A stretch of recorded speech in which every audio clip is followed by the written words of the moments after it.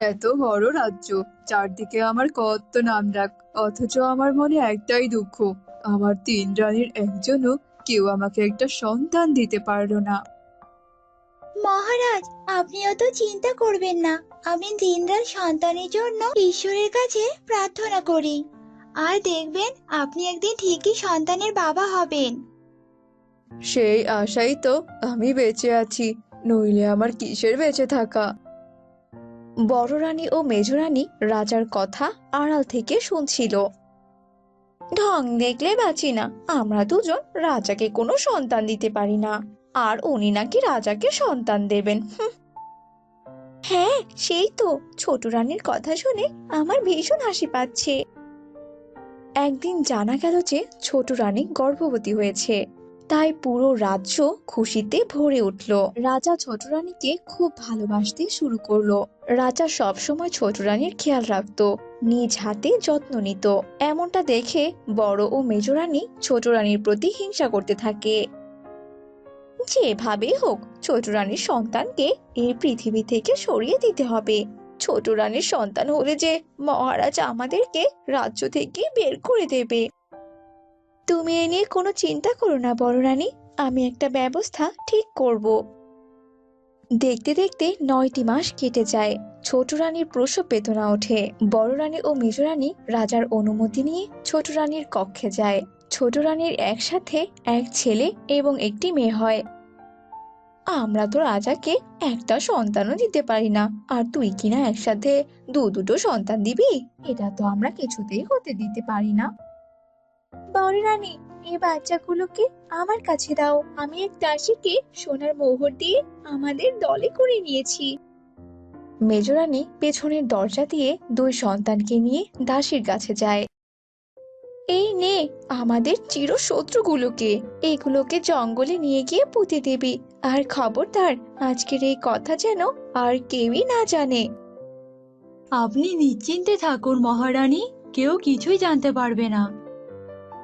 বড় রানী আর মেজ রানী নিজেদের সাথে করে বড় বড় মাটির টুকরো নিয়ে ছোট রানীর ঘর থেকে বের হয়। আর রাজাকে বলে, দেখুন মহারাজ, দেখুন, সন্তানের নামে ছোট রানী এই মাটির টুকরোর জন্ম দিয়েছে। রাজা মাটির টুকরোগুলোকে দেখে অনেক রেগে যায়। ছোট রানী অলক্ষী, ও আমাকে কথা দিয়ে ওর কথা রাখতে পারেনি। প্রহরী, ছোট রানীর জ্ঞান ফিরলে ওকে ভিখারির বেশে এই রাজ্য থেকে তাড়িয়ে দেবে। ছোট রানী আজ থেকে ভিক্ষা করবে, আর এটাই ওর প্রাপ্য। রাজার আদেশ মতো প্রহরীরা তাকে ভিখারির বেশে বের করে দেয়। আর এসব দেখে বড় ও মেজ রানী মনের সুখে হাসতে থাকে। ওদিকে জঙ্গলে যাওয়ার পর দাসী যখন ছোট রানীর দুই সন্তানকে পুঁতে দিতে যাচ্ছিল, তখন ওই শিশু দুটি মায়াবী হাসি দিয়ে দাসীর দিকে তাকিয়ে থাকে। বাচ্চা দুটো আমাকে দেখে কি সুন্দর করে হাসছে, কত মায়াবী এরা। আর আমি এত বড় অপরাধ করলে সৃষ্টিকর্তা আমাকে কখনোই মাফ করবে না। না, আমি এদেরকে মাটিতে পুঁতে রাখতে পারবো না। দাসী সেই দুই সন্তানকে জঙ্গলে থাকা একটা কাঠুরিয়ার ঘরের সামনে রেখে আসে। আর আড়াল থেকে দেখে কাঠুরিয়ার বউ বাচ্চাদের আওয়াজ শুনে ঘর থেকে বের হয় আর বাচ্চাগুলোকে নিজের কোলে তুলে নেয়। আহারে, এই ফুলের মতো শিশু দুটোকে আমার উঠোনে কে রেখে গেল? তখন আড়াল থেকে দাসী বেরিয়ে আসে আর কাঠুরের বউয়ের হাতে 4টি সোনার মোহর দিয়ে তাকে সব ঘটনা খুলে বলে। সারা জীবন আমি সন্তান শোকে কাটিয়েছি। আমার কোনো সন্তান ছিল না। এবার যখন আমি দুটি সন্তান পেয়েছি, আমি ওদের কখনো কোনো অযত্ন করব না। এরপর কাঠুরিয়ার ঘরে ছোট রানীর দুই সন্তান লালিত পালিত হতে থাকে। ওরা ধীরে ধীরে বড় হতে থাকে। ওদিকে ছোট রানী রাজপ্রাসাদের বাইরে ভিক্ষে করত আর সারাক্ষণই কাঁদতো। কাঁদতে কাঁদতে ছোট রানীর দু চোখ অন্ধ হয়ে গিয়েছিল।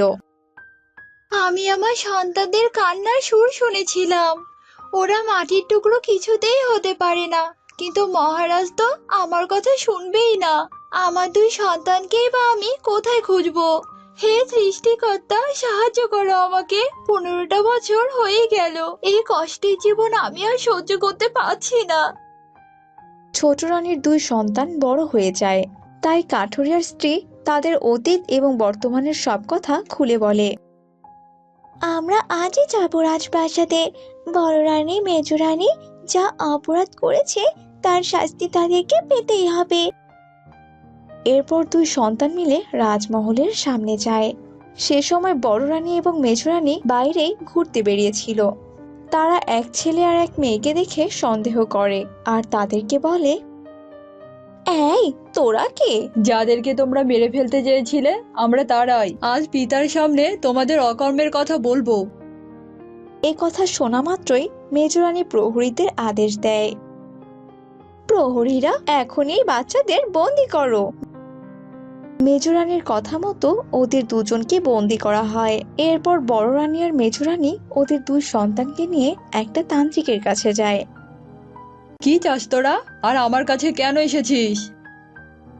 বাবা, আমাদের সাহায্য করুন, বিনিময়ে আপনি যা চাইবেন আমরা আপনাকে তাই দেব।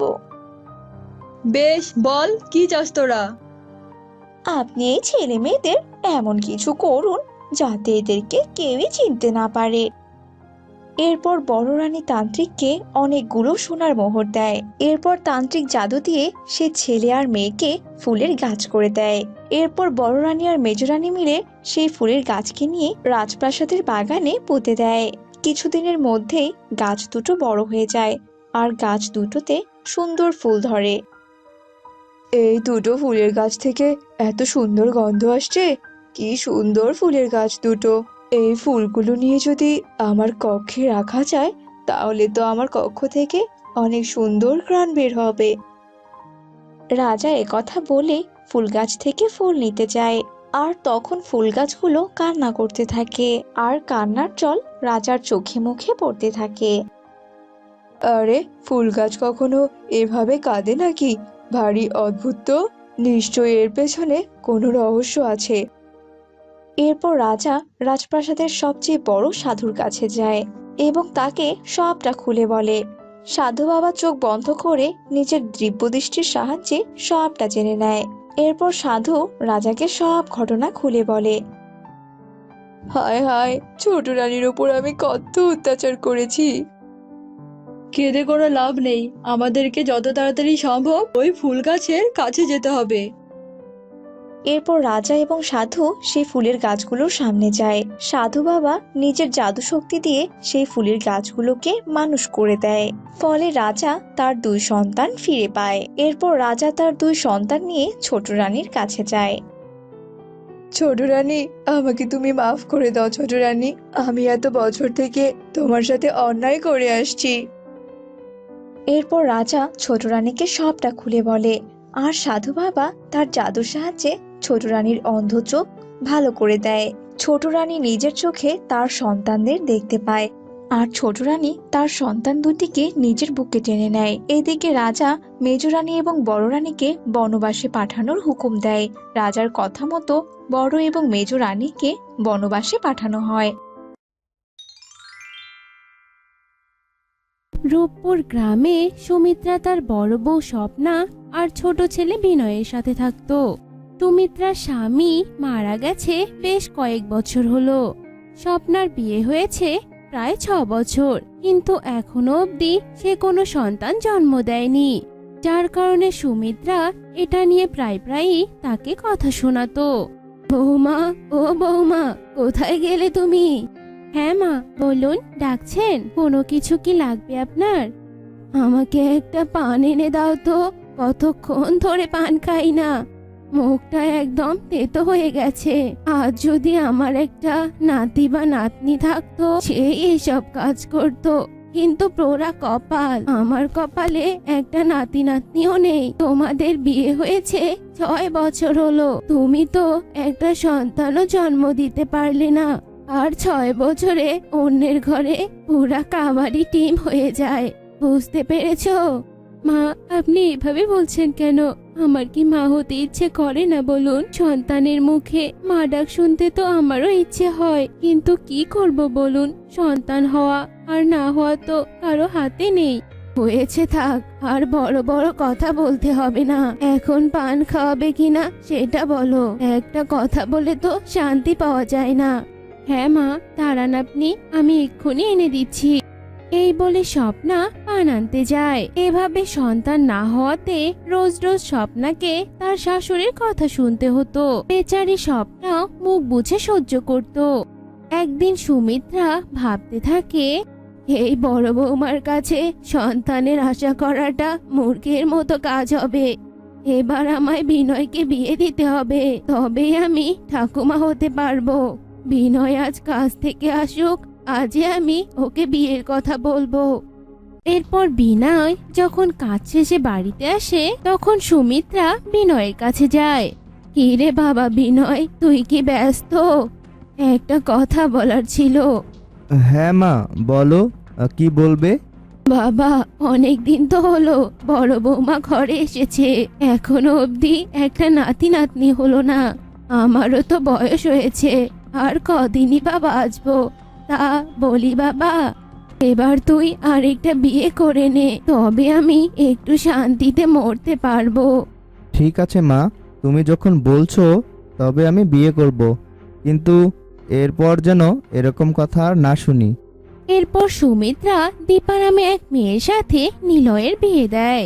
শোনো বড় বৌমা, তুমি ভালো করে ছোট বৌমার খেয়াল রাখবে, ওকে সবকিছু বুঝিয়ে দিবে। কেন মা, আমি কেন ওর খেয়াল রাখতে যাব? আমি কি চাকরানি নাকি? এভাবে কথা বলছো কেন? ও আমাকে নাতি নাতনি দেবে, তাই তুমি ওর খেয়াল রাখবে। তুমি তো আর পারলে না। চলো ছোট বৌমা, ঘরে চলো তুমি। এরপর সুমিত্রা ছোট বউকে নিয়ে ঘরে যায়, আর স্বপ্না এ দেখে হিংসে করতে থাকে। আর এরপর থেকে স্বপ্না দীপাকে হিংসে করতে থাকতো আর খারাপ ব্যবহার করত, কিন্তু দীপা তার কোনো প্রতিবাদ করত না। দীপা ছিল অনেক ভালো মনের মানুষ, সে বাড়ির সবাইকে অনেক ভালোবাসতো। এভাবে কয়েক মাস কেটে যায়।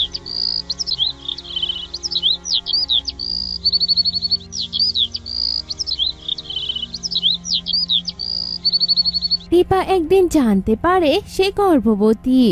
মা, আমি সন্তানের মা হতে চলেছি।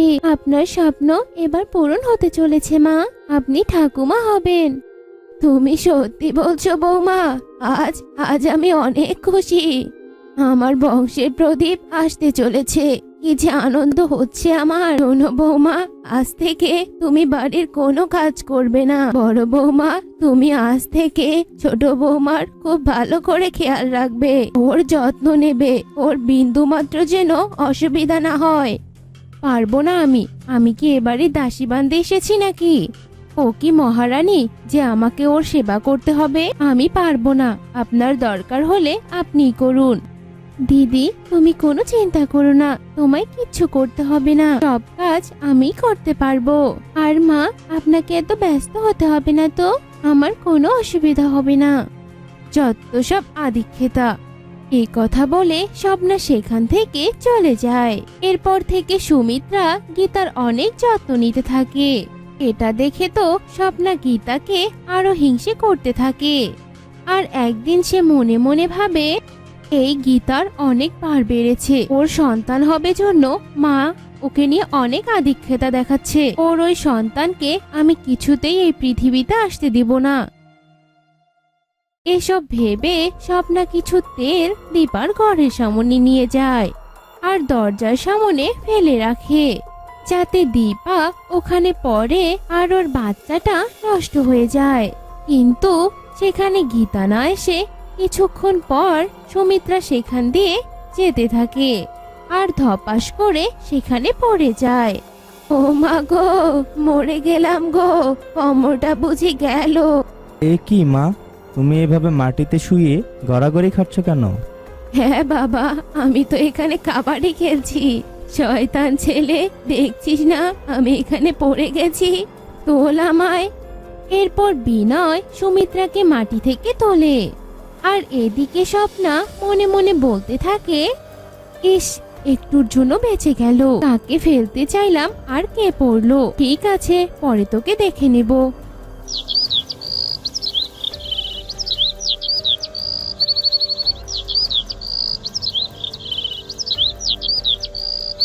পরের দিন স্বপ্না গীতাকে কারেন্ট শট খাইয়ে মারতে চায়, তাই সে গ্যাসের চুলার সাথে কারেন্টের লাইন লাগিয়ে রাখে, রাতে রান্না করতে গিয়ে গীতা কারেন্ট শট খেয়ে মারা যায়। এরপর স্বপ্না গীতার জন্য অপেক্ষা করতে থাকে। হঠাৎই সুমিত্রা স্বপ্নাকে চা দেওয়ার জন্য বলে, আর স্বপ্না কারেন্টের লাইনের কথা ভুলে যায় আর রান্নাঘরে গিয়ে চা বানাতে যায়। সে যেই না চুলায় হাত দিয়েছে অমনি সে কারেন্ট শট খায় আর চিল্লাতে থাকে, আহ বাঁচাও, মা মা কোথায় গেলেন আপনি, বাঁচান আমায়। স্বপ্নার ডাক শুনে সেখানে সুমিত্রা আর গীতা আসে আর স্বপ্নার ওই অবস্থা দেখে ভীষণ ভয় পেয়ে যায়। এ কি অবস্থা তোমার দিদি, কি করে হলো এমন? এরপর গীতা কারেন্টের সুইচ অফ করে দেয়। ততক্ষণে স্বপ্না সেখানে অজ্ঞান হয়ে পড়ে যায়। এরপর গীতা তাকে নিয়ে হসপিটালে যায় আর তাকে সুস্থ করে তোলে। গীতা বোন, আজ তুই আমায় বাঁচিয়েছিস, তুই না থাকলে আমার যে কি হতো। আর সেই আমি এতদিন তোর সাথে কত খারাপ ব্যবহার করেছি, তোর ক্ষতি করার অনেক চেষ্টা করেছি। এরপর স্বপ্না তার সমস্ত কুকর্মের কথা খুলে বলে। ছি বৌমা, তুমি এত খারাপ, ওর সন্তান তো তোমারও সন্তান বলো, আর সেই তুমি কিনা। হ্যাঁ মা, আমি অনেক ভুল করেছি।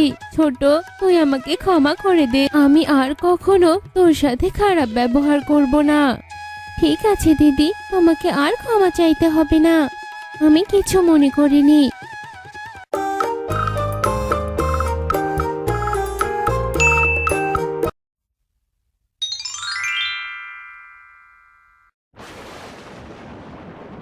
ও দাইমা, কিছু কি হলো?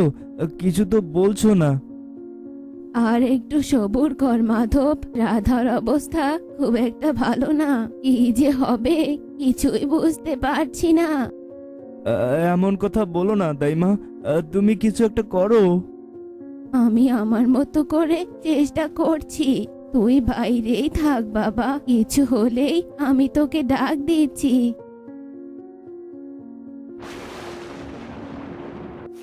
দেখ মাধব, দেখ কেমন ফুটফুটে মেয়ে হয়েছে তোর।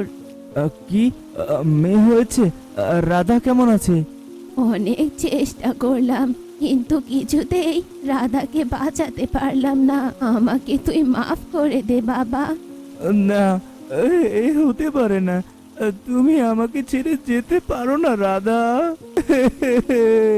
তুমি আমাকে ছেড়ে যেতে পারো না। তুমি তো নেই, এই বাচ্চা দিয়ে আমি কি করব? এই বাচ্চাকে আমি কি করে লালন পালন করব রাধা? না না, আমি এই বাচ্চা পালতে পারবো না, তুমি ছাড়া আমিও থাকতে পারবো না। এক্ষুনি আমি এই বাচ্চাকে নদীতে ফেলে আসবো।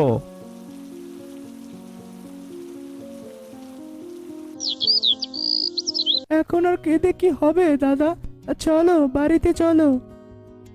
আমার যে সবকিছু শেষ হয়ে গেল রে রমেশ, আমার আর কিছুই রইল না। এখন বাড়িতে চলো, তোমাকে যে আরো শক্ত হতে হবে দাদা, আবার ঘুরে দাঁড়াতে হবে। আমি পারবো না রে রমেশ, আমি পারবো না, তুই আমাকে এখানেই রেখে যা, আমি আমার রাধার কাছেই থাকতে চাই। কি রে রমেশ, এই কাঠফাটা রোদের মধ্যে এভাবে কাজ করছিস, বাড়িতে যাবি না? বাড়িতে তো যাবই দাদা, কিন্তু তার আগে কাজটা তো শেষ করতে হবে নাকি? নে নে, একটু জিরিয়ে নে তাহলে, তা না হলে যে গরম লেগে যাবে। বেশ, তাহলে তুমি ওই বড় গাছটার নিচে গিয়ে বসো, আমি আসছি। দাদা, একটা কথা বলবো। কি বলবি, বলে ফেল দেখি। দাদা, মাঠের সব ফসল কেমন পোড়া মনে হচ্ছে, আমার কাছে তো বিষয়টা ভালো লাগছে না জানো। আরে দুদিন আগে বৃষ্টি হয়েছে, তার উপর এই চড়া রোদ, তাই একটু আগাগুলো পড়তে শুরু করেছে, আস্তে আস্তে ঠিক হয়ে যাবে।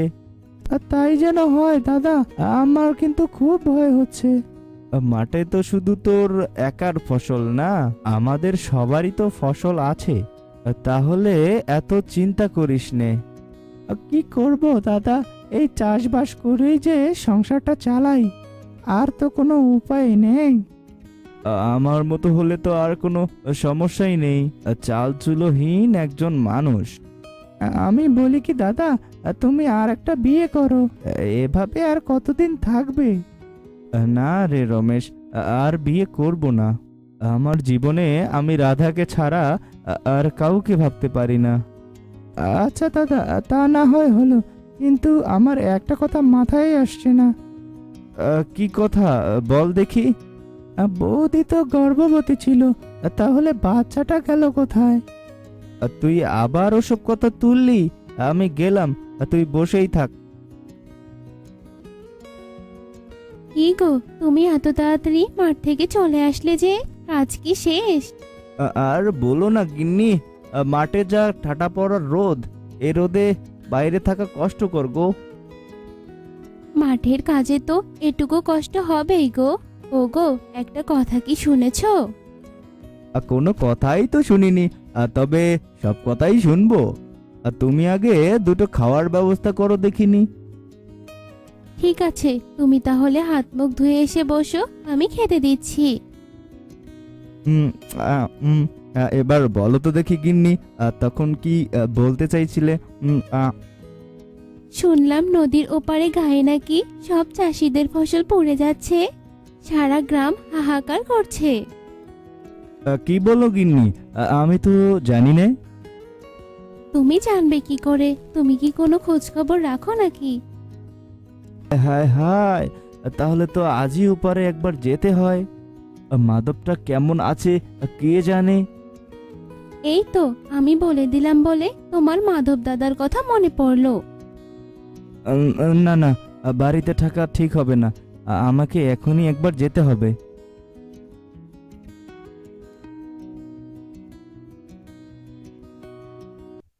এসব কি করে হলো মাধব? কি হলো এসব? সবই যে কপালের লিখন রে বন্ধু। তোরও কি একই অবস্থা হয়েছে নাকি ফসলের? আরে না না, ওপারে তো কারো ফসলেরই কিছু হয়নি, আমি তো খবর পেয়ে দেখতে এলাম। কি বলো বিনোদদা, নদীর ওপারে সব ফসল ঠিক আছে? ঠিক আছে বলতে কি, আমি তো সকালে আমার জমিতে কাজ করে তারপরেই বাড়িতে গিয়ে শুনি এসব কথা। কি থেকে যে কি হয়ে গেল কিছুই তো বুঝতে পারছি না। আমার মনে হয় গ্রামে মড়ক লেগেছে, এখনই কিছু একটা করতে হবে, তা না হলে পুরো গ্রাম যে শেষ হয়ে যাবে। আমারও তো তাই মনে হয় দাদা। কার জন্য হলো, কিসের জন্য হলো, সেটাও আমাদের খুঁজে বের করতে হবে। আমার জানাশোনা এক সাধু বাবা আছে, আমার মনে হয় তার কাছে গেলেই আমরা সব জানতে পারবো। না না, ওইসব সাধু বাদুর কাছে গিয়ে কিছুই হবে না, যা করবার আমাদেরই করতে হবে। তুই বুঝতে পারছিস না মাধব, এছাড়া আর কারো কোনো পথ খোলা নেই। ঠিক আছে তাহলে, তোরা যা, আমি যাব না, আমি বরং বাড়িতে যাই। আরে দাইমা, তুমি হঠাৎ এতদিন পরে তা কি মনে করে আসলে? আর বলিস নে রে বাবা, শরীরটা যে এত খারাপ, কোথাও যেতে পারি না, তার ওপর গায়ের এ অবস্থা। বেশ বেশ, বসো তুমি একটু। না না, বসবো না, তুই একটু তোর মেয়েকে দেখাবি বাবা। মা মরা মেয়েটা কত বড় হয়েছে, সেটা দেখার জন্যই এত কষ্ট করে আসলাম আমি। কি হলো, নিয়ে আয় মেয়েটাকে। আসলে বুড়িমা, আমি তো মেয়েকে ওর নানি বাড়িতে রেখে এসেছি, তাই তুমি অন্য দিন এসো, ঠিক দেখাবো।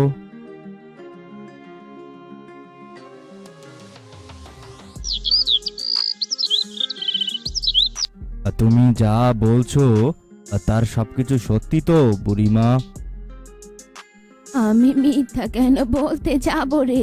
গায়ের মানুষের এ দুর্দিনে কি আমি কারোর সাথে মজা করতে পারি নাকি বল?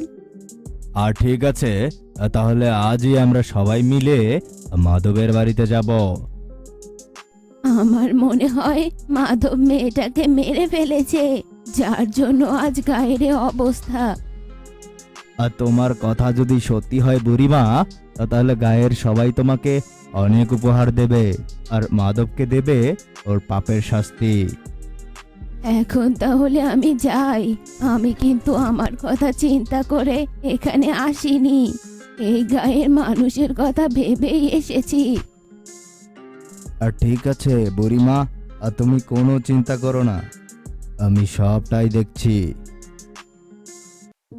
ওরে বাপরে, দুষ্ট পাপী, একমাত্র ওই অধমের জন্যই আজ তোদের এই দুর্দশা। কে কে সেই পাপী বাবা? কে এমন কাজ করলো যার জন্য সারা গায়ের লোক না খেয়ে মরতে হচ্ছে?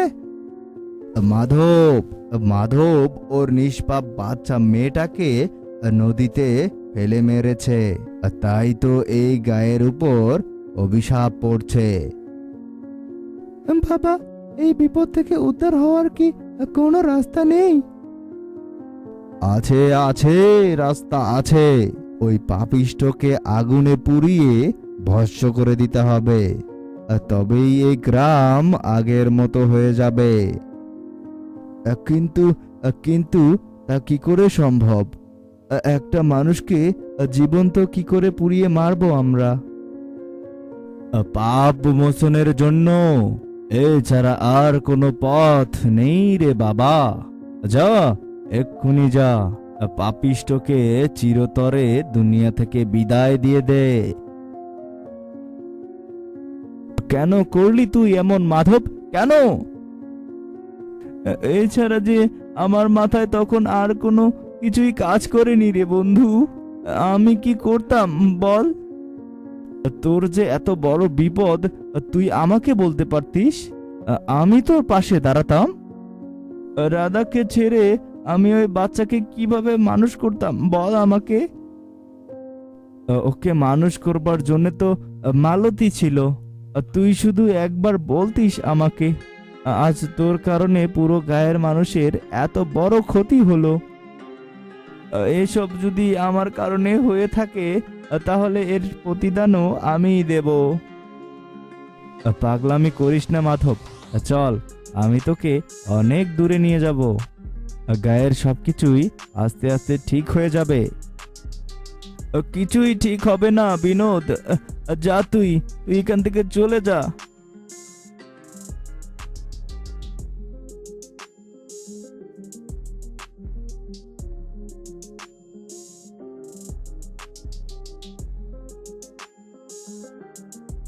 আপনাদের আর কিছুই করতে হবে না, যার ভুল সে নিজেই বুঝতে পেরেছে, তাই তো পাগলটা নিজেই নিজের জীবন শেষ করে দিল।